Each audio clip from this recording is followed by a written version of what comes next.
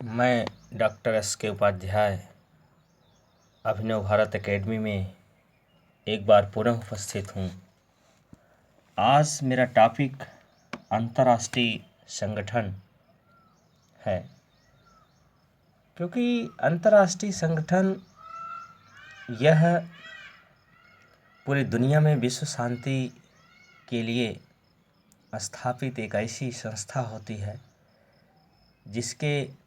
जिसका नियंत्रण पूरे दुनिया के देशों पर स्थापित होता है। तो 20वीं शताब्दी राज व्यवस्था और मानव सभ्यता के इतिहास में एक सीमा चिन्ह है। प्रथम और द्वितीय विश्व युद्ध ने जनधन संहार के नए कीर्तिमान स्थापित किए हैं। आणविक शक्ति के आविष्कार के निर्माण ने और विनाश दोनों ने ही कल्पनातीत संभावनाएं उत्पन्न की हैं। मानव न केवल वायुयानों के पंखों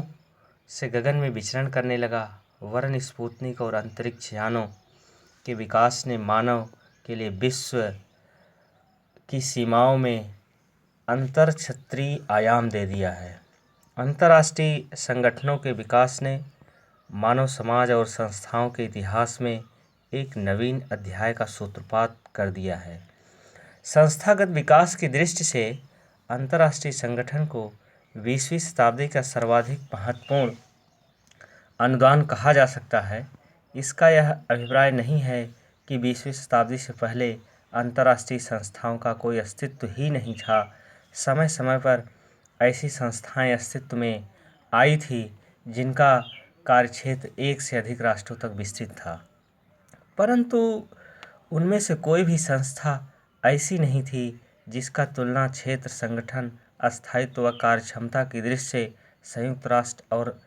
राष्ट्र संघ से की जा सकती। वे शिष्टाचार के नाते अंतर्राष्ट्रीय संगठन कही जा सकती थी। अंतर्राष्ट्रीय संगठन शब्द का प्रयोग एक और अंतर्राष्ट्रीय संबंधों की बढ़ती हुई जटिलता को संगठित करने की प्रक्रिया के लिए किया जाता है तथा दूसरी ओर उन संस्थाओं के लिए किया जाता है जो इस प्रकार की अभिव्यक्ति करती हैं अथवा उसे आगे बढ़ाती हैं। कुछ विद्वान प्रक्रिया के लिए अंतर्राष्ट्रीय संगठन इंटरनेशनल ऑर्गेनाइजेशन तथा संस्थाओं के लिए अंतर्राष्ट्रीय संगठनों इंटरनेशनल ऑर्गेनाइजेशन शब्द का प्रयोग करते हैं। अंतर्राष्ट्रीय संगठन का एक और तीसरा प्रयोग उस शास्त्र या मानव ज्ञान की शाखा के लिए भी किया जाता है जो उपर्युक्त प्रक्रिया तथा संस्थाओं का अध्ययन करती है। संक्षेप में हम कह सकते हैं कि अंतर्राष्ट्रीय संगठन वह शास्त्र है जो अंतर्राष्ट्रीय संबंधों की बढ़ती हुई जटिलता को संगठित करने वाली प्रक्रिया और उसकी अभिव्यक्ति करने वाली, विकसित करने वाली संस्थाओं का अध्ययन करता है। पिटमैन बी पाटर ने अंतर्राष्ट्रीय संगठन को बहुत व्यापक रूप से परिभाषित किया है। उन्होंने अंतर्राष्ट्रीय संगठन का नाम सर्वोत्तम रूप से उसके अधिकांशतः उपचेतन स्वभाव के बावजूद राष्ट्रों के उस उन्नत एकीकरण को दिया जा सकता है, चाहे उसका प्रकार तकनीकी, आर्थिक या राजनीतिक कैसा भी हो, उसका क्षेत्र कुछ भी हो। यह नाम उन प्रक्रिया और संस्थाओं के समूह को दिया जा सकता है जो विधि में इसकी रचना के सहित इस एकीकरण की अभिव्यक्ति करते हैं। पाटर के तरीके से चीवर और हेविलैंड ने भी अंतर्राष्ट्रीय संगठन को व्यापक रूप से अपनाया है। उन्होंने कहा कि अंतर्राष्ट्रीय संगठन राज्यों के मध्य स्थापित कोई भी सहयोगात्मक व्यवस्था है जिसे सामान्यतः कुछ सभी के लिए लाभदायक ऐसे कार्यों को करने के लिए एक मूल समझौते द्वारा स्थापित किया जाता है जिसे सर्वाधिक बैठकों और स्टाफ गतिविधियों द्वारा क्रियान्वित किया जाता है। इसी तरह वर्नर लेवी ने भी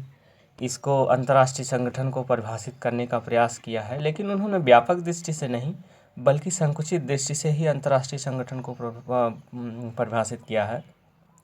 उनके अनुसार अंतर्राष्ट्रीय संगठन उन राष्ट्रों जो एक उद्देश्य की प्राप्ति के लिए संयुक्त हो गए हों तथा उन संस्थाओं और पद्धतियों जिन्हें उन राष्ट्रों के आवश्यक सहयोग की व्यवस्था करने के लिए रचा है और बतलाया है। इसी तरीके से लेरी लियोनार्ड ने भी अंतर्राष्ट्रीय संगठन एक ऐसी न्यूनाधिक अस्थायी संस्थाओं द्वारा अंतर्राष्ट्रीय संबंधों के संचालन की पद्धति है जिन्हें सदस्य राष्ट्रों ने कुछ उत्तरदायित्व और सत्ता सौंप दी है तथा जिनके द्वारा प्रत्येक सरकार अपने राष्ट्रीय हितों की अभिवृद्धि के लिए नीतियों और उद्देश्यों को आगे रख सकती है। तो कुल मिलाकर के अंतर्राष्ट्रीय संगठन का तात्पर्य उन प्रधानतः राजनीतिक प्रक्रिया और संगठनों से होता है जिनमें कम से कम कुछ बड़े राष्ट्र भी सम्मिलित होते हैं तथा इनका उद्देश्य मुख्य रूप से विश्व शांति और सुरक्षा बनाए रखना है और गौण रूप से इन क्षेत्रों में अंतर्राष्ट्रीय सहयोग की अभिवृद्धि करना है। तो अंतर्राष्ट्रीय राजनीति कुल मिलाकर कहने का अभिप्राय यह है कि अंतर्राष्ट्रीय राजनीति का ही यह अंतर्राष्ट्रीय संगठन एक भाग है और इस भाग में एक ऐसा दो या दो से अधिक राष्ट्रों का एक ऐसा संगठन होता है जो अंतर्राष्ट्रीय स्तर पर सहयोग और शांति प्रदान करने के उद्देश्य से यह कार्य करता है। जैसा कि आप जानते हैं कि प्रथम विश्व युद्ध के बाद राष्ट्र संघ की स्थापना अमेरिकी राष्ट्रपति विल्सन द्वारा की गई थी, लेकिन वह राष्ट्र संघ ज़्यादा दिन तक चल न सका क्योंकि राष्ट्र संघ जिस राष्ट्रपति विल्सन ने बनाया था उसी अमेरिकी राष्ट्रपति विल्सन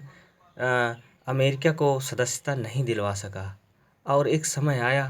कि राष्ट्र संघ के अपने उद्देश्यों से भटक गया और उसकी संविदा को मानने से दुनिया के राष्ट्र इनकार करने लगे और धीरे धीरे द्वितीय विश्व युद्ध की तरफ लोग आगे बढ़ने लगे। जब दुनिया द्वितीय विश्व युद्ध की तरफ आगे बढ़ने लगी तो द्वितीय विश्व युद्ध की भीषण जो समस्या, धन जन की हानि, जो रक्तपात, खून खराबा हुआ, उस द्वितीय विश्व युद्ध के बाद 14 अक्टूबर 1945 को जो संयुक्त राष्ट्र संघ के रूप में दूसरा सबसे बड़ा अंतर्राष्ट्रीय ऑर्गेनाइजेशन के रूप में उभर करके आया, वह अंतर्राष्ट्रीय संगठन जो संयुक्त राष्ट्र संघ के रूप में आज विद्यमान है, वह अपने उद्देश्यों पर निरंतर कार्यरत है। लेकिन आज ऐसी एक समस्या उत्पन्न होने लगी है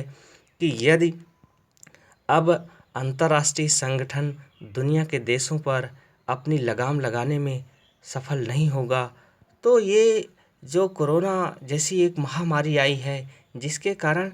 दुनिया के देशों के राजनेताओं के दिमाग में एक मानसिकता घर कर गई है कि इस महामारी में किसी न किसी तरीके से अंतर्राष्ट्रीय व्यवस्था के साथ खेल खेला जा रहा है और जिसके कारण एक बड़ी समस्या उत्पन्न होने के कगार पर अब दुनिया की पंच महाशक्ति इस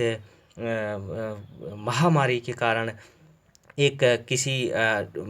ठोस निर्णय पर न पहुंच जाएं, क्योंकि यह जो है एक कठिन जो है अंतर्राष्ट्रीय स्तर पर कठिन घड़ी का समय है और ऐसे समय में दुनिया के देशों को धैर्य और दिमाग से काम करना चाहिए, क्योंकि नहीं तो ये समस्या बहुत जटिल हो सकती है। तो आज इस वीडियो के साथ यहीं तक, फिर अगला वीडियो हम लेकर के आएंगे। धन्यवाद।